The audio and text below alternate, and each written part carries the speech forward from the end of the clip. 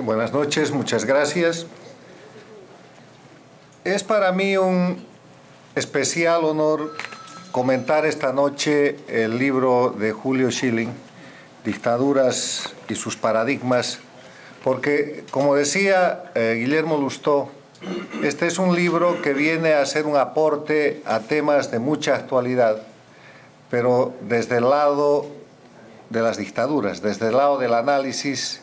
de lo que conforma aquel conjunto de regímenes que han roto las democracias. Por eso es importante tomar el libro de Schilling desde su título, Dictaduras y sus paradigmas, y mirar las propuestas de análisis que él hace al empezar el libro.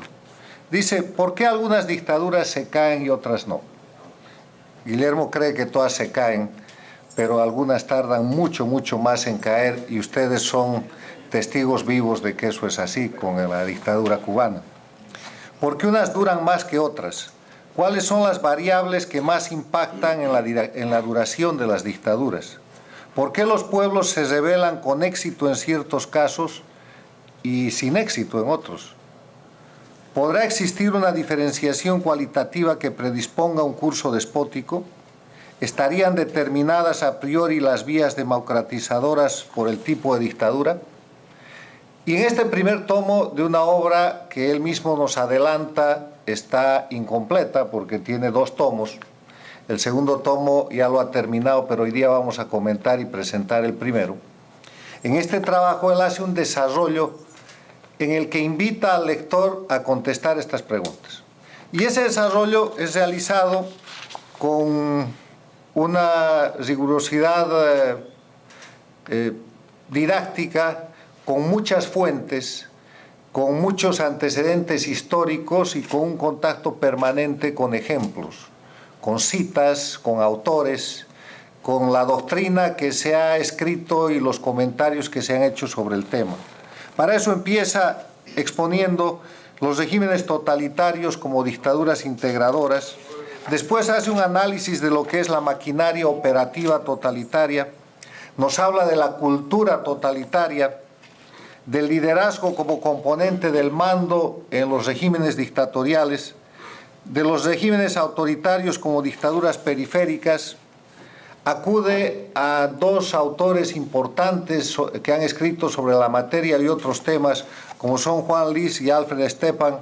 para identificar el régimen dictatorial, y termina discrepando con ellos y haciendo un aporte a la doctrina que estos profesores habían escrito, y después desarrolla la parte ideológica para desarrollar primero el comunismo y el fascismo y después compararlos y juntarlos como una misma tendencia. La parte más importante tal vez de este primer tomo es el epílogo, donde Julio hace un planteamiento de lo que son las perspectivas de democratización. Yo quiero hacer simplemente comentarios generales sobre el libro, porque el libro, además de ser un libro de lectura, es un libro de consulta. Este va a constituir, con el tiempo y con el segundo tomo, un libro necesario para la gente que se incorpore y quiera usar fuentes importantes y fuentes documentadas en el tema de la discusión de la democracia versus la dictadura. Para eso, permítanme decirles que la primera diferenciación que hace el autor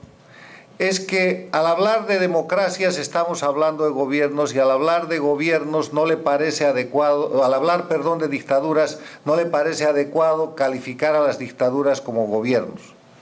Porque sostiene, y es así, que las democracias son gobiernos porque en la democracia toda persona, todo acto, todo el orden institucional está sometido a la ley. Por eso las democracias se llaman los gobiernos de las leyes, el Estado de Derecho. No hay nada por encima de la ley en un sistema democrático. En cambio, en las dictaduras, en los regímenes dictatoriales, la característica esencial es que precisamente hay alguien o alguienes por encima de la ley que son los que dictan las normas, los que mandan el quehacer colectivo y los que terminan imponiendo por una serie de mecanismos que están descritos en el libro y que no son otra cosa que un importante recojo de la historia y de los hechos que se han presentado a través de la historia y que terminan imponiendo su voluntad. Y eso es la dictadura. La diferencia esencial entre dictadura y democracia es que en la democracia no hay nada por encima de la ley y que en las dictaduras no hay ley porque la ley es la ley del dictador. Y a partir de eso hace un desarrollo muy importante, muy extenso, clasifica, disecciona las dictaduras, nos habla de totalitarismo, de autoritarismo, de tiranía, entra al proceso ideológico, lleva adelante un desarrollo que, les reitero, tiene una importancia vital en este momento, en el que a las preguntas que hace Schilling al comienzo de su obra, que ya he comentado, yo le agregaría algunas que revelan y ratifican la importancia de este texto.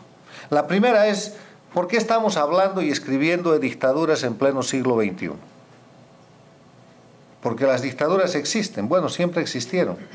Pero además, en lo que es el fenómeno de nuestro hemisferio, en lo que es el fenómeno de la América Latina, en el siglo XXI las dictaduras no solamente que existen viniendo del siglo pasado como la dictadura cubana, sino que han proliferado, se han expandido y se han instituido,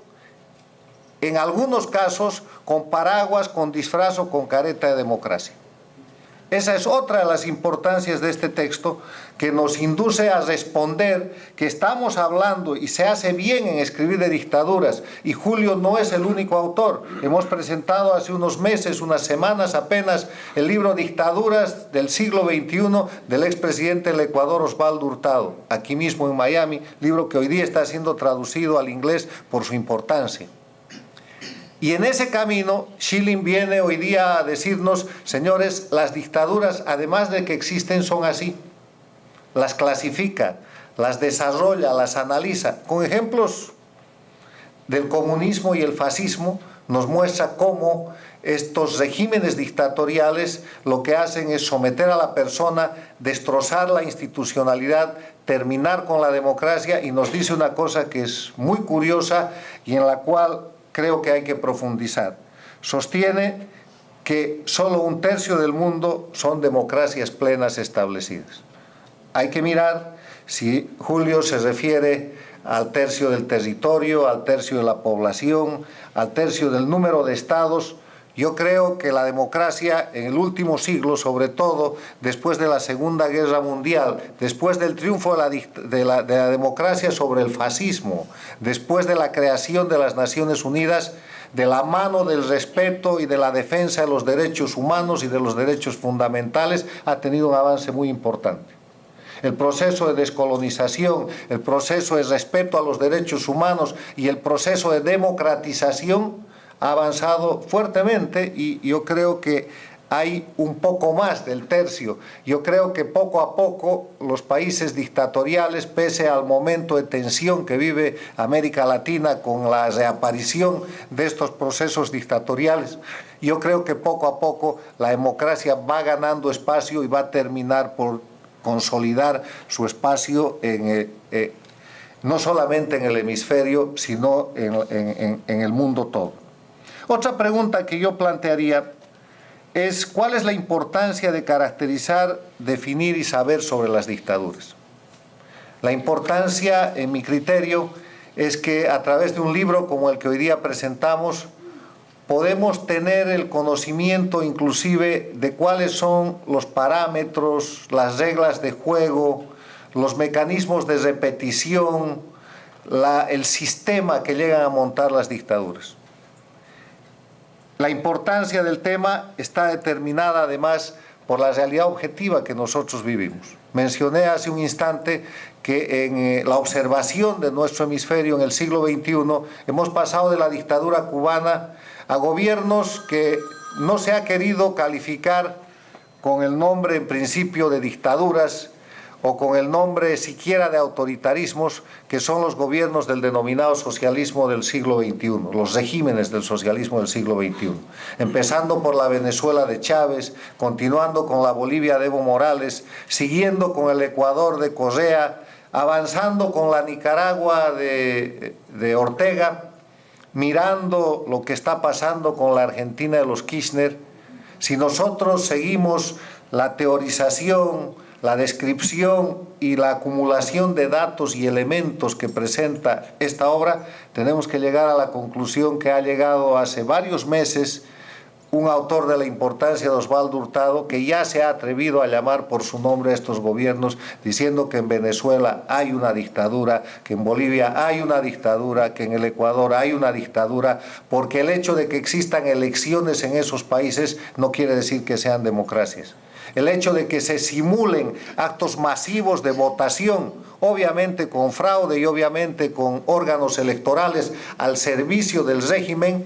no está haciendo sino mostrar cómo las dictaduras pueden llegar a instrumentar los organismos, los sistemas de un Estado para beneficiarse a sí mismo y cumplir con una de las características que bien anota el autor. El objetivo de una dictadura es permanecer indefinidamente en el poder.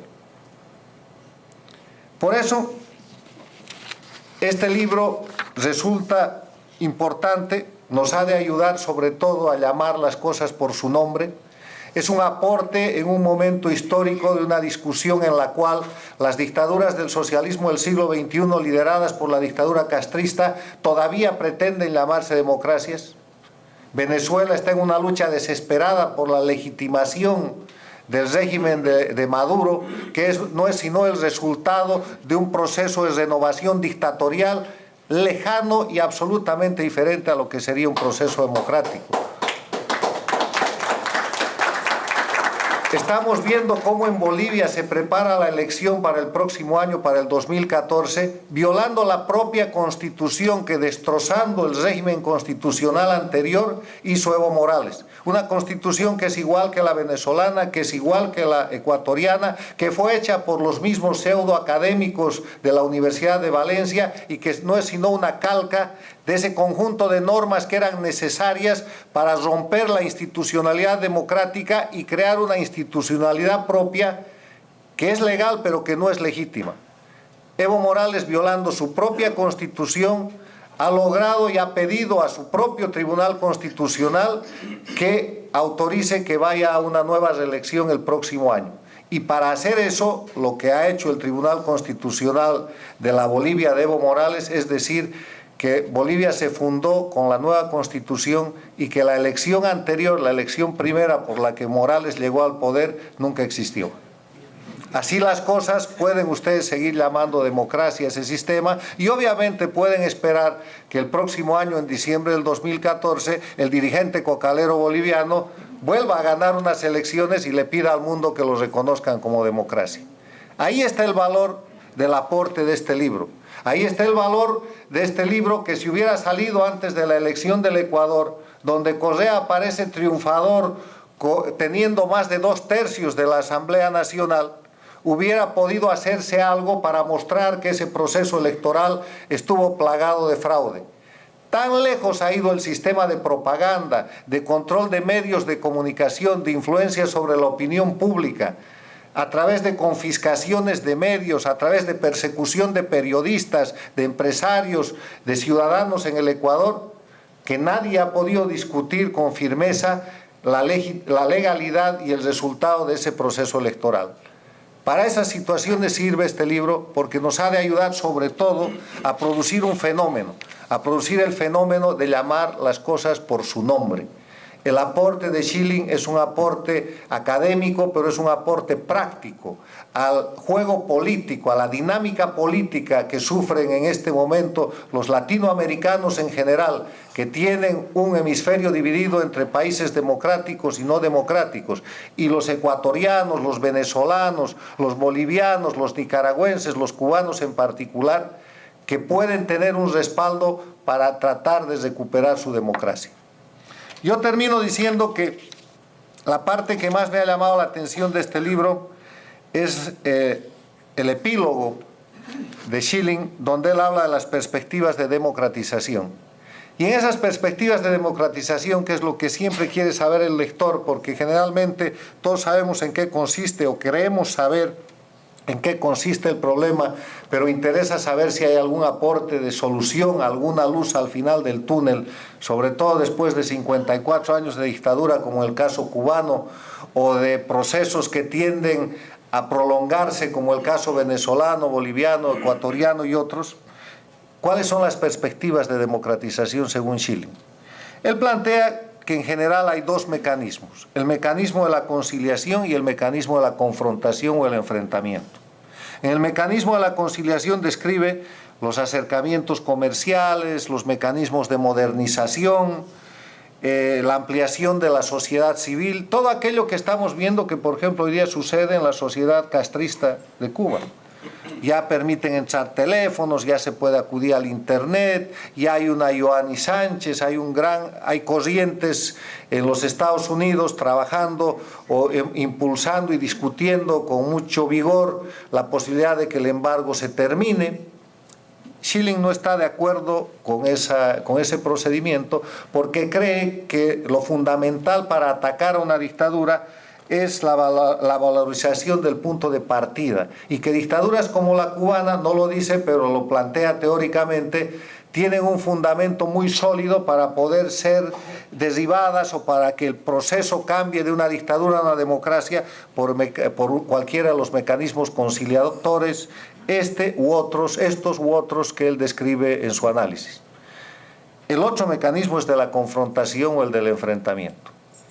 Schilling anota que cuando el proceso dictatorial está demasiado consolidado, y pone ejemplos históricos para eso, el enfrentamiento sería el camino.